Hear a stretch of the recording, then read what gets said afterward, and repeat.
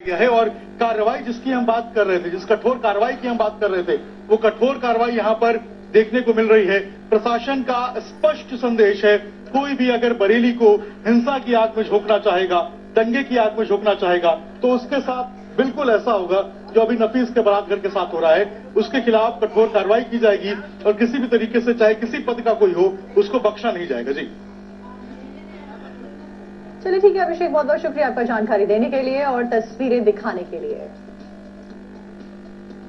और चलिए अब आपको पाकिस्तान के कराची से आई एक तस्वीर दिखाते हैं, जहां पर जेल में बंद पाकिस्तान के पूर्व प्रधानमंत्री इमरान खान के समर्थक अचानक से सड़क पर उतर आए हैं। पाकिस्तान तहरीक-ए-इंसाफ के समर्थकों ने कराची की सड़कों पर इमरान खान के जन्मदिन के मौके पर बड़ी संख्या में उतरकर जश्न मनाया और साथ साथ में उनकी रिहाई की जोरदार मांग उठाते हुए भी प्रदर्शन करने के दौरान ये सभी समर्थक नजर आए। एक मॉल के बाहर इमरान खान के जन्मदिन का जश्न मना रहे पीटीआई के समर्थकों के ऊपर पुलिस ने धावा बोल दिया। इस दौरान कई कार्यकर्ताओं को हिरासत में भी लिया गया। इस वक्त जमात पार्क के ये हालात है, के सामने ये मनाजिर है इस वक्त। और अब आगे बढ़ते हुए अगली खबर का रुख करते हैं। सोमालिया की राजधानी मोगादिशु से खबर सामने आई है। सोमालिया से राष्ट्रपति भवन के करीब में आतंकी हमला हुआ है। आतंकियों ने राजधानी मोगादिशु में जेल पर धावा बोल दिया है। गोलियों और धमाकों की आवाज सुनाई दे रही है। वहीं आतंकी संगठन अल शबाब ने इस हमले की जिम्मेदारी भी ले ली है। सोमालिया में राष्ट्रपति भवन के बिल्कुल करीब एक जेल पर आतंकियों ने यह हमला किया है। ये जेल स्थानीय इंटेलिजेंस यूनिट के हेडक्वार्टर्स के तौर पर भी काम करता है।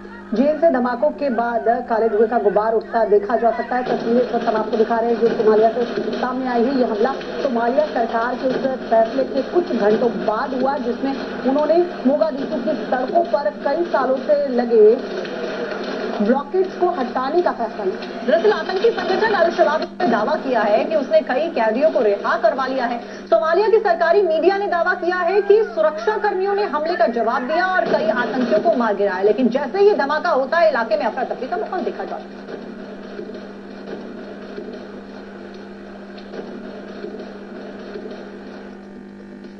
7 अक्टूबर को इजराइल और हमास के बीच युद्ध की शुरुआत को 2 साल पूरे हो जाएंगे और इस सबके बीच में पहली बार अंतर्राष्ट्रीय पत्रकारों के एक समूह को गाजा में एंट्री दी गई है। पत्रकारों के कैमरे की नजर से गाजा शहर इस वक्त कैसा नजर आ रहा है, आपको रिपोर्ट में दिखा दें। रेगिस्तान जैसे दिख रहे इलाके से गाड़ी तेज रफ्तार में गुजर रही है और कुछ दूर ही एक शहर नजर आ रहा है। शहर से धुआं भी उठता दिख रहा है। जैसे जैसे गाड़ी शहर के करीब पहुंचती है तस्वीर भयावह होती जाती है। कुछ ही सेकंड में खंडहर में हो चुकी इमारतें नजर आने लगती हैं। वो जगह जहां कभी शहर था, रिहायशी इमारतें थी, सड़कें थी और पेड़ पौधे थे, वो जगह वीरान है और बर्बादी के अलावा कुछ भी नजर नहीं आ रहा। ये तस्वीरें गाजा की है। ड्रोन फुटेज में दिख रहा कंपाउंड गाजा का जॉर्डन हॉस्पिटल है। अस्पताल के आसपास की लगभग इमारतें युद्ध के भेंट चढ़ चुकी हैं और अस्पताल पर अब इजरायली सेना का कब्जा है। आप स्क्रीन पर दिखाई जा रही इस तस्वीर को देखिए। इजरायली सैनिक अस्पताल के अंदर बने हमास के ठिकानों को दिखा रहे हैं। अस्पताल के अंदर एक सुरंग बनी है जिसका इस्तेमाल हमास कर रहा था, लेकिन इजरायली सेना वैसे तमाम ढांचों को मिट्टी में मिलाने में लगी है। पूरे 2 साल के युद्ध के बाद अंतर्राष्ट्रीय पत्रकारों को इजरायली सेना ने गाजा में एंट्री दी। इजरायली सैनिकों की सुरक्षा में पत्रकारों को गाजा के कुछ खास इलाकों में ले जाया गया जहां इजरायली सेना की कार्रवाई के बारे में जानकारी दी गई। खबर जॉर्जिया से है। जॉर्जिया में सरकार विरोधी प्रदर्शन अभी भी जारी है। राष्ट्रपति भवन के सामने हजारों की संख्या में प्रदर्शनकारी इकट्ठा हुए। राष्ट्रपति भवन में घुसने की कोशिश इन प्रोटेस्टर्स के द्वारा जमकर की जा रही है। इस बीच जमकर आगजनी भी की गई है। पुलिस और प्रदर्शनकारियों के बीच में टकराव की जानकारी भी मिल रही है। प्रदर्शनकारियों पर वाटर कैनन का इस्तेमाल किया गया है। जॉर्जिया से आई इन तस्वीरों को देखिए जहां सरकार के खिलाफ ये प्रदर्शन किया जा रहा है। हजारों और लाखों की संख्या में प्रदर्शनकारी सड़कों पर उतरे हैं। राष्ट्रपति भवन के बाहर की ये तस्वीर दिखाया जा रहा है जहां राष्ट्रपति भवन में घुसने की कोशिश प्रदर्शनकारियों द्वारा की गई और आसपास में आगजनी भी की गई है। हालांकि उनको रोकने के लिए पुलिस प्रशासन ने वाटर कैनन का इस्तेमाल किया है, लेकिन देखिए कैसे यहाँ झंडे जलाए जा रहे हैं, नारेबाजी की जा रही है। जो सरकारी संपत्ति है उसको नुकसान पहुंचा है। दरअसल जॉर्जिया की टिबिलिसी से ये तस्वीरें सामने आई हैं। दोनों तस्वीरों को देखकर आप समझे कि स्थिति किस तरीके से अनियंत्रित होती हुई जॉर्जिया में नजर आ रही है। जो सरकार विरोधी प्रदर्शन है वो बहुत ज्यादा उग्र होता हुआ देखा जा रहा है। लोग आगजनी कर रहे हैं और साथ साथ में झंडे लहराते हुए अपनी मांगों को लेकर प्रोटेस्ट करते हुए देखे जा रहे हैं। इस बीच जितने भी सिक्योरिटी पर्सनल वहां पर डिप्लॉयड है उनके साथ में भी प्रोटेस्टर्स का टकराव हुआ है और इसी वजह से जो अतिरिक्त बल है उसकी तैनाती भी यहाँ पर कर दी गई। राष्ट्रपति भवन में घुसने की कोशिश इन सभी प्रोटेस्टर्स के द्वारा मौजूदा वक्त में की जा रही है।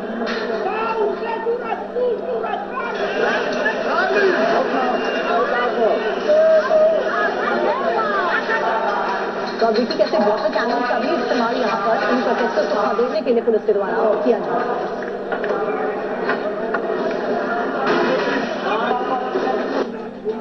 तस्वीर में दिख रही इमारत जॉर्जिया का राष्ट्रपति महल है और बाहर हजारों की भीड़ जमा है।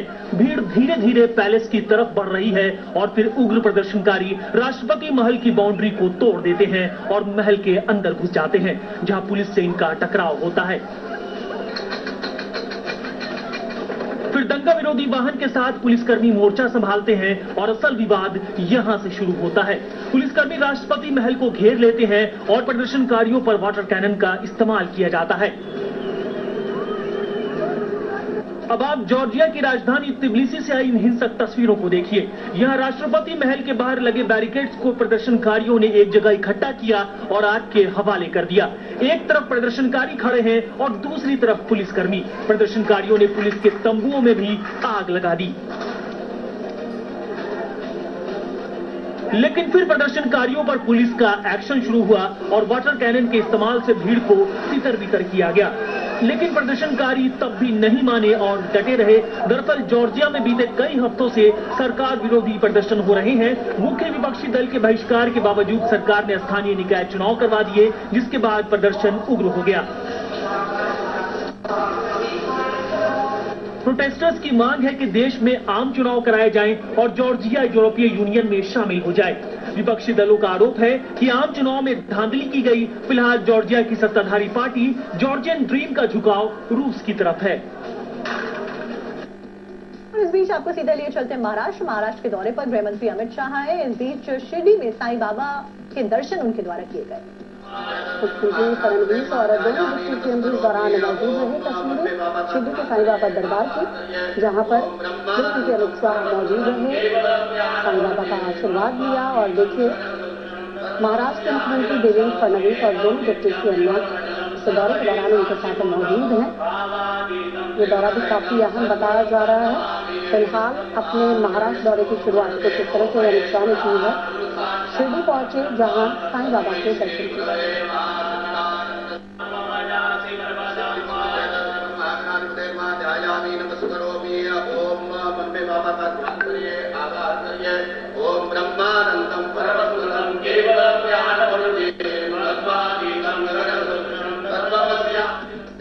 और इसी के साथ में टाइम्स स्टार भारत पर दोपहर नॉनस्टॉप में खबरों का सिलसिला जारी है। छोटे से ब्रेक ले रुक रहे हैं, जल्द हाजिर।